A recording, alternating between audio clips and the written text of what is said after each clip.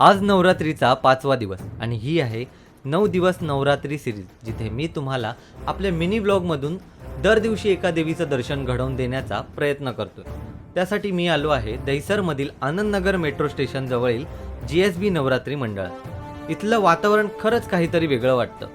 पार्श्वभूमीला चाललेलं लाईव्ह भजन, भक्तांच्या जय जयकाराने दुमदुमलेला मंडप आणि दिव्यांनी उजळलेलं सभामंडप. या मंडळाचं खास वैशिष्ट्य म्हणजे दररोज देवी वेगळ्या रूपात सजवली जाते. हो, बरोबर ऐकलं. आणि आज मी पाहिलं चामुंडेश्वरी देवीचं तेजस्वी रूप. चांदीची प्रभावळ, देखणी मूर्ती, अप्रतिम पेहराव आणि त्यावर केलेली सुंदर अशी सजावट.